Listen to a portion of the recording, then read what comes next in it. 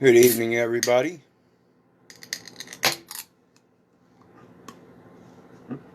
Keith here.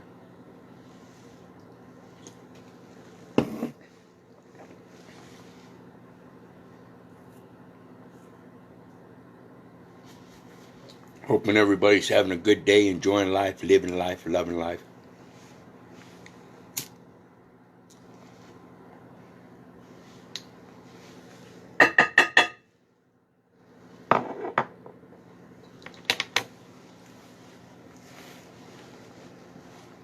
We're going to talk about incident versus accident and how that plays on the record. And I want people to realize these are incident reports that these people are putting in. And I've spoken on the term accident in regards to the transportation code before. 49 CFR 387.5. You look under definitions, the first one there is accident. And it speaks about continuous and repeated exposure causing public liability which the insured never intended nor expected. When we sign up for that SS5, when mom registers the birth and all that, that's incidental and accidental. That's the bifurcation. Mom has an accident. Mom was part of an accident a long time ago. She herself has been continuously and repeatedly exposed to the same things causing public liability that she never expected nor intended either. It's all been an accident. The incident is at the hospital when they start recording it. Incident. When we look at the language and how it's constructed in the Latin form, everybody recognizes in as actually meaning with, of course. We see ci, which is a suffix form in Latin, which actually in its position, being a prefix and then a suffix, is saying revert back to the prefix. So, in, and it's specific. In what, though? Dental. Words. In words. If you really want to find out the truth, look inwards. Inwards and in words. And that's in wards. You got to be able to separate all the different forms out. Because those 7 letters,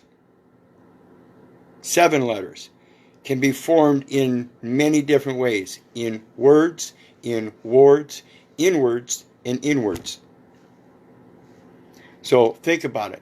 And that's why we talk about incidental versus accidental. And so I want to point out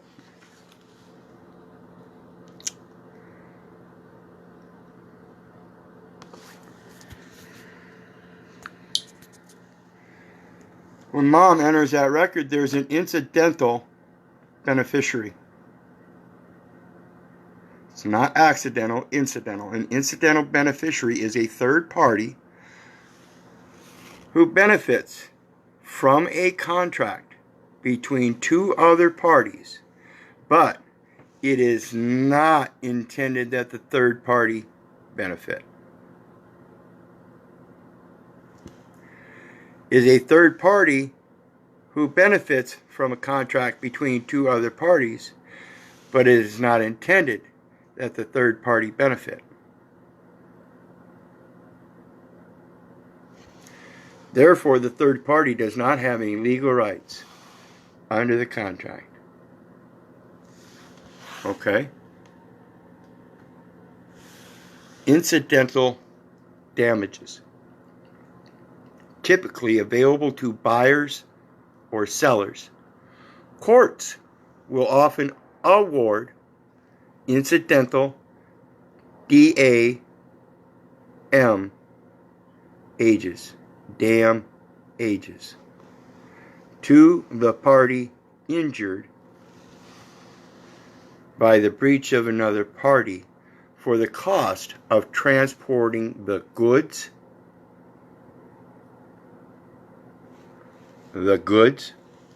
or arranging to cover the contract after the breach occurs, or any other damages reasonably related to the damages caused by the breach.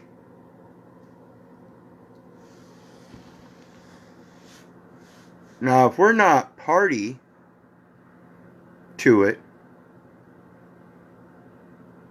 then why would they assume a beneficiary account and authorize us as holders with UCC 3-402 that talks about signatures by authorized representatives, clarifying that they're not liable for the person in the instrument.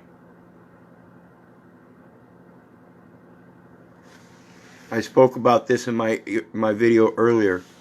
See, they made an incidental record where they drew a name down and associated it with the original information, original details.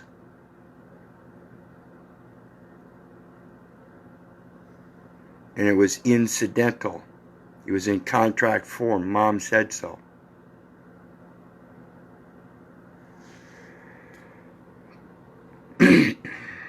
Territorial application of article, and I spoke about this earlier as well. Article in relations to postal terms. This is a postal road or route that these websites go on, and my website is a .art because I put out articles, and they are very artistic, not statistic, to goods covered by certificate of title. The goods have to be covered by a certificate of title. If they're not covered by a certificate of title, they're not goods. What are they then?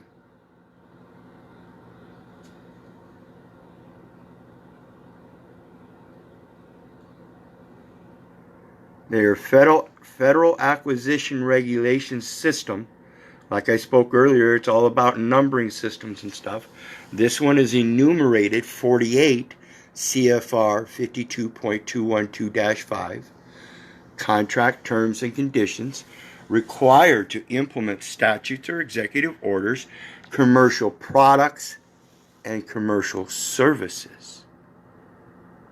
What happened to the goods?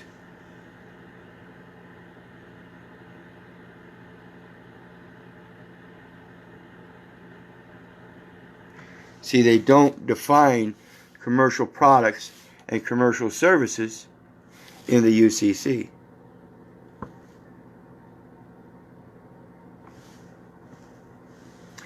But they do define goods. This is 2A 1-103, definitions and index. Remember, we spoke about the Interstate Identification Index, III, definitions and index of definitions. Buyer in ordinary course of business means person.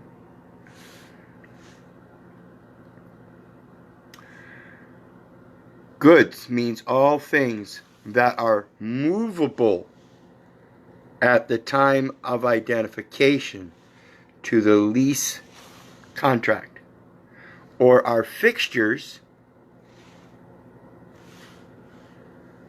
under Section 2A 309, lessor and lessee rights when goods become fixtures.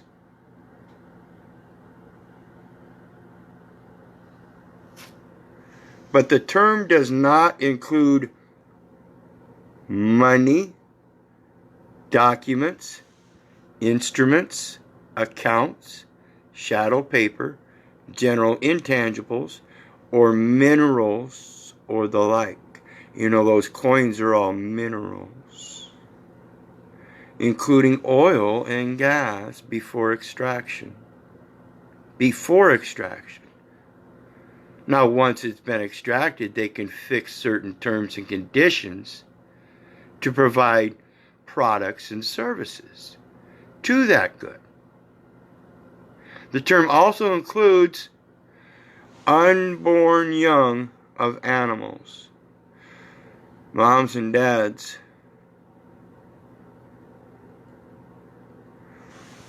when you go to the hospital,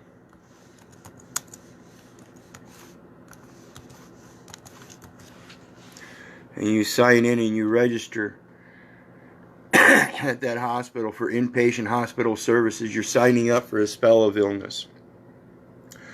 The term spell of illness, with respect to any individual, means a period of consecutive days, beginning with the first day not included in a previous spell of illness, ha ha ha ha ha ha, suckers, on which such individuals is furnished inpatient hospital services, fixtures and furnishings.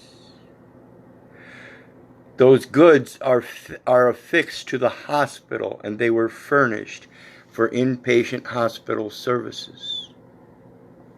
Inpatient critical access hospital services or extended care services, and B, which occurs in a month for which he is entitled to benefits under Part A.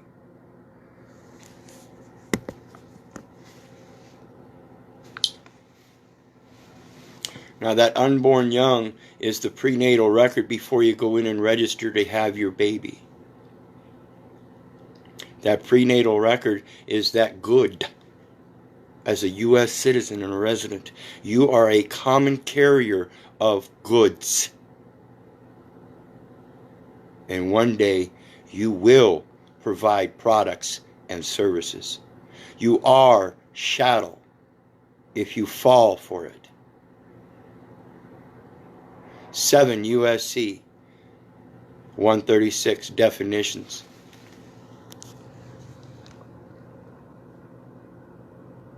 And realize, folks, that when you go into the hospital and you have a baby, you signed up for a spell of illness.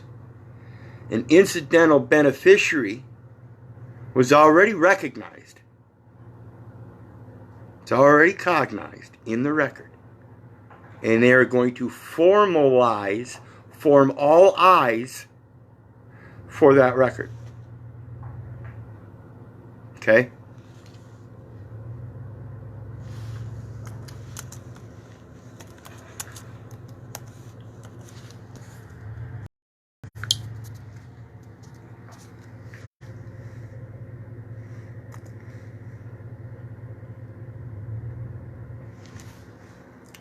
Definitions.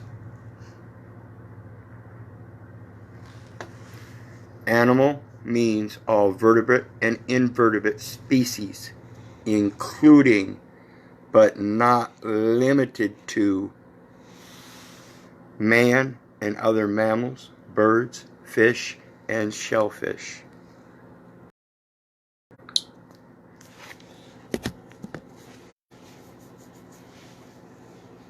They have absolutely no drawing rights to draw that name and enumerate it and then affix it to yourself. They can't do that.